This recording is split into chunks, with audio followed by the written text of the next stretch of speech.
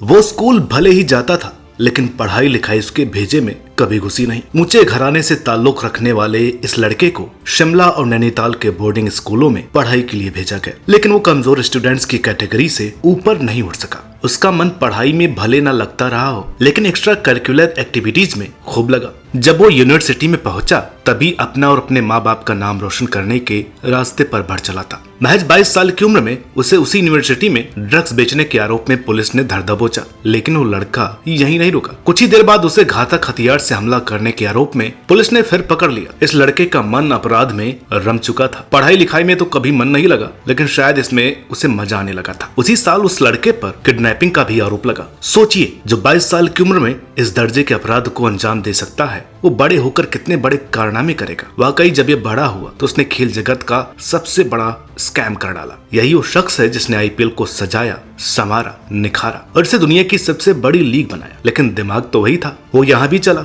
जल्द ही इसके काले कारनामे दुनिया के सामने आने लगे, और इससे पहले कि इस देश का कानून उसका कुछ बिगाड़ पाता, वो देश छोड़कर भाग निकला। हम बात कर रहे हैं उस शख्स की जो आईपीएल का जनक भी था और खेल जगत का सबसे बड़ा घोटालेबाज भी। हम बात कर रहे हैं कभी आईपीएल के कमिश्नर रहे ललित मोदी की। नमस्कार दोस्तों, मेरा नाम है अनुराग सूर्यवंशी और आप देख रहे हैं नारद टीवी की खास श्रृंखला the great Indian scams.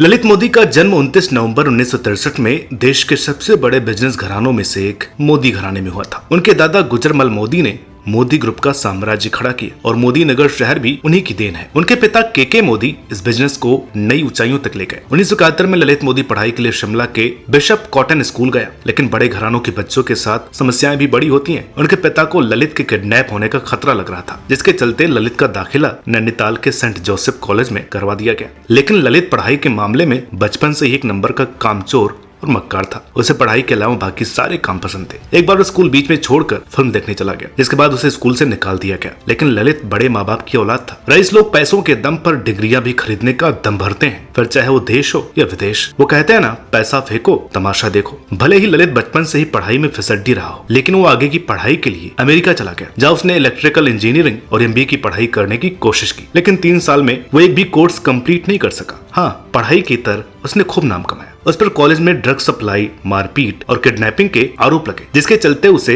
Arrest कर लिया गया। हालांकि कोर्ट के सामने उसने अपना जुर्म कबूल कर लिया और रहीम की अपील की, जिसे मानते हुए कोर्ट ने उसकी 2 साल की सजा सस्पेंड कर दी। 1986 में उसने कोर्ट से अपने खराब स्वास्थ्य का हवाला देते हुए भारत जाने की इजाजत मांगी, जिसे कोर्ट ने मान भी लिया। ये अपराध भले ही छोटे लग रहे हों, लेकिन असल में ये एक बहुत बड़े अपराध की शुरुआत थी। ये अपराध की दुनिया में लगा वो पौधा था जो खाद पानी पाकर अपराध का एक विशाल वृक्ष बनने को तैयार हो रहा था। कुछ लोग मुंह में चांदी का चम्मच लेकर पैदा होते हैं, लेकिन ललित चांदी नहीं बल्कि सोने का चम्मच लेकर पैदा हुआ था। पढ़ाई लिखाई तो बस नाम और दुनिया को दिखाने भर के लिए करनी थी। जब ललित भारत वापस लौटा तो उसके स्वागत के लिए तमाम बड़े बड़े बिजनेसमैन पलक पावड़े बिछाए खड़े थे। आते ही आते ललित ने अपना फैमिली बिजनेस संभाल लिया और देखते ही देखते वो इंटरनेशनल टोबैको कंपनी लिमिटेड का प्रेसिडेंट बन बैठा। 1992 में वो गॉडफ्रे फिलिप्स इंडिया का एग्जीक्यूटिव डायरेक्टर बन गया। उसने पोजीशन लगातार 2010 तक संभाली। यानी एक बात तो तय है कि ललित मोदी का दिमाग पढ़ाई लिखाई में भले ही सुस्त रहा हो, लेकिन बिजनेस के मामले में उसका दिमाग चीते सा दौड़ता था, जिसकी ये बानगी भर थी। आगे की कहानी सुनकर आपके होश उड़ जाएंगे। अमेरिका में रहने के दौरान ललित मोदी ने देखा कि वहाँ के स्पोर्ट्स लीग में पैसा ही पैसा है। बस यही सेल्स के शातिर दिमाग ने काम करना शुरू कर दिया। 1995 में उसने बीसीसीआई के सामने 50 ओवर के एक नई तरह के टूर्नामेंट का आइडिया रखा। उसने तो बाकायदे इसका नाम तक सोच रखा था, इंडियन क्रिकेट लीग। लेकिन उसका यह आइडिया कामयाब नहीं हो सका, क्योंकि बीसीसीआई ने उसके प्रपोजल को गंभीरता से नहीं लिया। उसने अब तक अपनी मंजिल तय कर ली थी, लेकिन यह रास्ता बंद हो चुका था। अब उसने दूसरा रास्ता अख्तियार किया। तो उसने बीसीसीआई तक पहुंचने के लिए स्टेट क्रिकेट बोर्ड का सहारा लिया। 1999 में उसने किसी तरह हिमाचल प्रदेश क्रिकेट एसोसिएशन में जगह बना ली। यहाँ भी उसने पैसों का ही सहारा लिया। ऐसा कहा जाता है कि उसने अपनी कंपनी गॉडफ्रे फिलिप्स के जरिए हिमाचल प्रदेश क्रिकेट एसोसिएशन को 14 लाख रुपए की रकम दी थी। ललित का plan Himachal Pradesh cricket association के जरिए बीसीसीआई तक पहुंचना था, लेकिन उसके मंसूबे एक बार फिर नाकाम हो गए। हिमाचल प्रदेश के मुख्यमंत्री के चलते ललित को एसोसिएशन छोड़ना पड़ा, लेकिन ललित के अंदर जुनून था। 2004 में वो पंजाब क्रिकेट एसोसिएशन का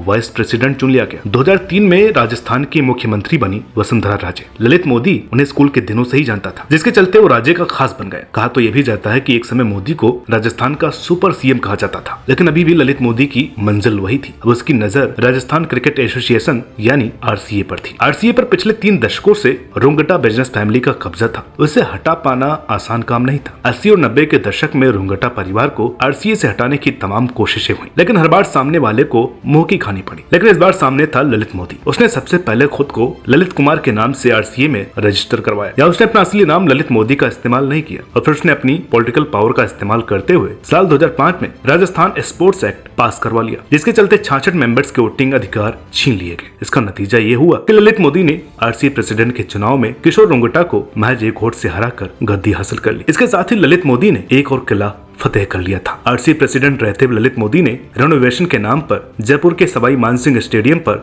200 मिलियन खर्च कर डाले। इसके बाद स्टेडियम देश के सबसे अच्छे स्टेडियम में गिना जाने लगा। उसने 70 मिलियन खर्च करके state of the art cricket academy भी बनवा दी। उसने फ्री टिकट बांटने का रिवाज खत्म कर दिया। आरसीए प्रेसिडेंट बनने के बाद बीसीसीआई प्रेसिडेंट चुनाव में शरद पवार की मदद की, जिसकी बदौलत जगमोहन डालमिया को हराकर पवार अध्यक्ष बन गए। इसके बाद ललित मोदी बीसीसीआई में सीधे दखल रखने लगा। उसने बोर्ड से जुड़े व्यावसायिक मामले भी देखने शुरू कर दिए, और इसका सीधा असर बीसीसीआई की कमाई में देखने को 2005 से 2008 के बीच बोर्ड का रेवेन्यू 7 गुना बढ़कर $1 बिलियन को छू चुका था, और अब ललित मोदी के पास मौका था अपने सपने को साकार करने का। 2008 में T20 पर आधारित आईपीएल शुरू हुआ, जिसके पीछे ललित मोदी का ही दिमाग था। देखते ही देखते आईपीएल दुनिया की सबसे बड़ी लीग बन गई। एक समय ललित को बॉक्सिंग प्रमोटर डॉन किंग और फार्मूला 1 प्रमोटर बार्नी एक्सलेस्टोन के बराबर माना जाने लगा, लेकिन अक्सर जो दिखता है वो सच नहीं होता। असल में पर्दे के पीछे से ललित मोदी अपना खेल खेल रहा था। आईपीएल के जरिए मोदी के परिवार और दोस्तों को भी जमकर फायदा पहुंचाया जा रहा था। ललित के ब्रदर इन लॉ सुरेश सेलाराम की राजस्थान रॉयल्स फ्रेंचाइजी में अच्छी खासी हिस्सेदारी थी। उसके दामाद गौरव बर्मन ग्लोबल क्रिकेट वेंचर में हिस्सेदार थे। इस कंपनी को आईपीएल के डिजिटल, मोबाइल और इंटरनेट अधिकार मिले थे। वहीं गौरव के भाई मोहित बर्मन